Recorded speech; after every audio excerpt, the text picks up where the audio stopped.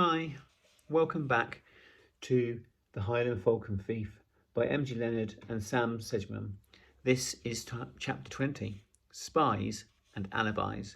When we left them yesterday, Hal and Lenny were hiding in a cupboard, which was in a good position for them to listen in on the police interviews.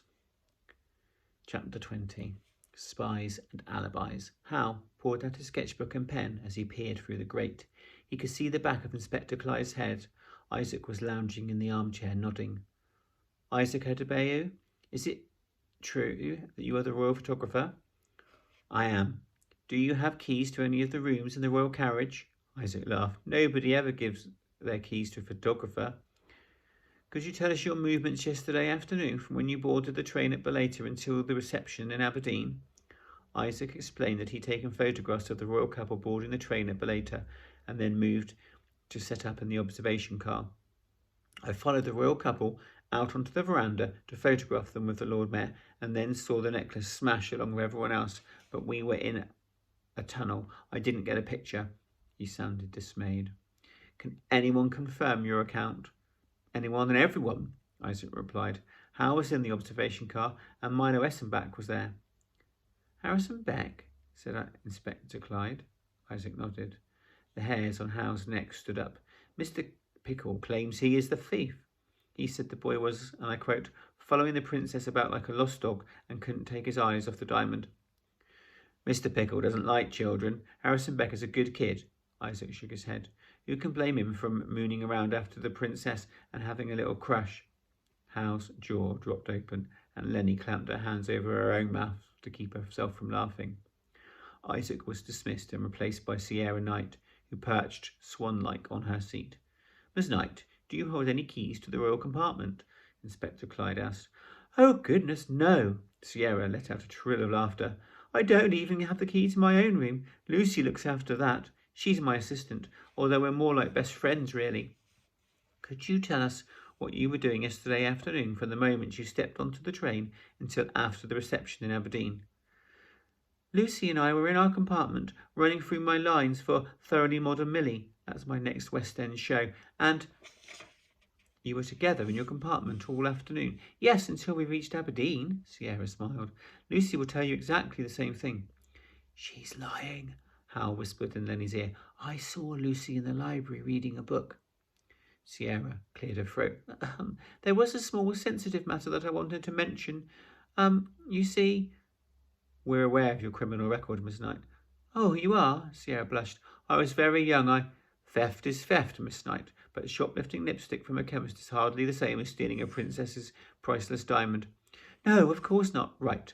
I think that concludes my questions for now, Inspector Clyde said. Yes, thank you. Sierra got up and backed out of the room, pausing by the door. Oh, there is something else I felt I should mention. The boy, Harrison, just before we got to Aberdeen, he said the strangest thing. He asked the princess if she was worried about her necklace getting stolen.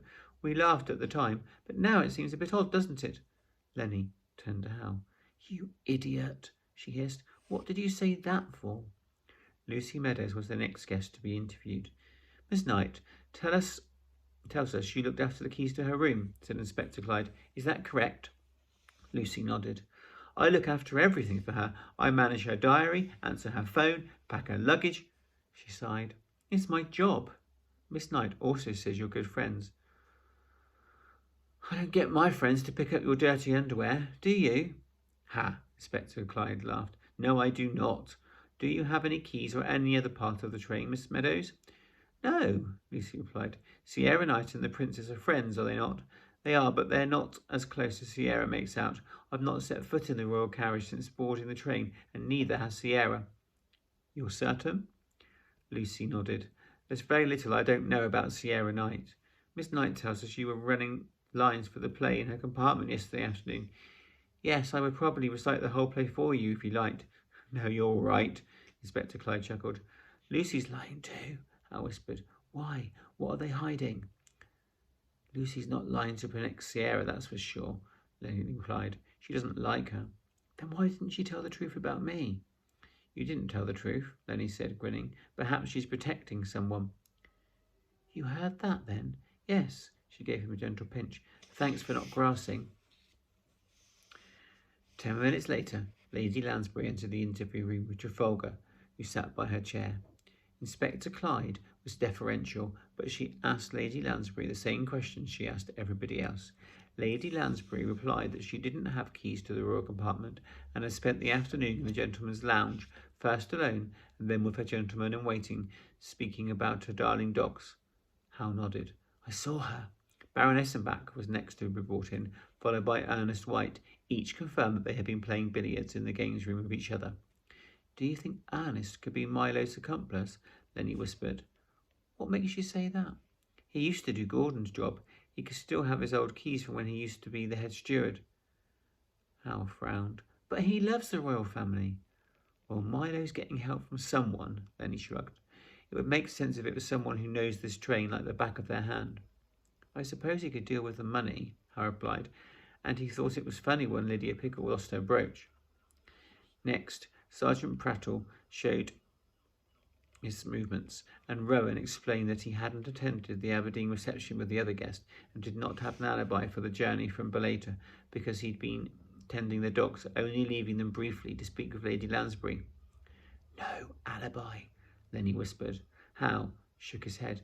But I saw him with Lady Lansbury, and then later on with the dogs in their cabin when I brought you the scones. He's telling the truth.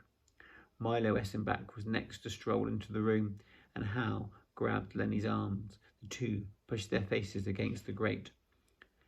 Mr. Essenbach, Inspector Clyde said, have you seen or had access to a key to the royal compartment?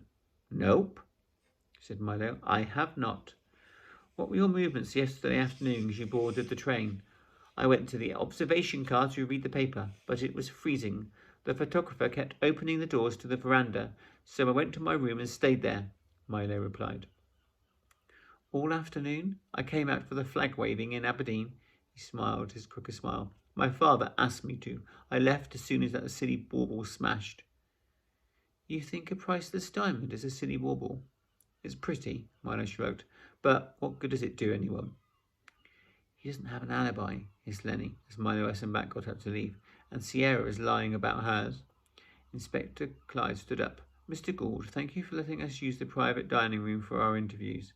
She gestured to a chair. Sit down, will you? Gordon Gould took the seat opposite, wringing his hands. You hold a set of keys for all the doors on this train, including the royal compartment. Is that correct? Yes, that's right. Is there anyone else on the train who might have a key for the royal compartment? There are 3 keys, said Gordon. The other 2 are in the possession of the royal couple and their security guard, Hadrian. When they aren't travelling on the train, the keys are kept in the bedside drawer of the royal bedroom. They were collected by security when the royal couple boarded. Does that mean anyone could have walked into the compartment on the way up from London and taken one of the keys to make a copy? Asked Inspector Clyde. It was locked until they arrived, Gordon explained. I let them in. Do other staff members have keys? No, said Gordon, only me. And do you ever leave your keys unattended? Gordon stiffened. No, I do not. Very well then, I think that concludes our interviews for the moment. Sergeant Prattle and I will check the progress of the search and speak to the rest of your staff this afternoon. Inspector Clyde and Sergeant Prattle stood up and followed Gordon Gould out, leaving the room empty. Lenny turned to Hal. He does leave his keys unattended. Do you think Milo stole the key to the compartment? No, I did. That's how I got into the compartment in King's Cross. I put it back, though, once I got the keys for the bed drawer inside. Lenny! What? She frowned. Don't you look at me like that. What did you do with that key? I put it back when we were at Baleta before the security sweep, Lenny explained. You left the door unlocked. No, I locked it, and then I slipped the key underneath the door. Then the magpie must have got into the royal compartment after you left it, but before the prince and princess got back to the train. Lenny nodded. The magpie would know how to pick the lock. They wouldn't need a key. I'm surprised Inspector Clyde hasn't thought of that. I'm sure she has, Hal said. Well, Milo and Sierra are the only people who don't have an alibi for the time the necklaces were switched, so she's got to be his accomplice.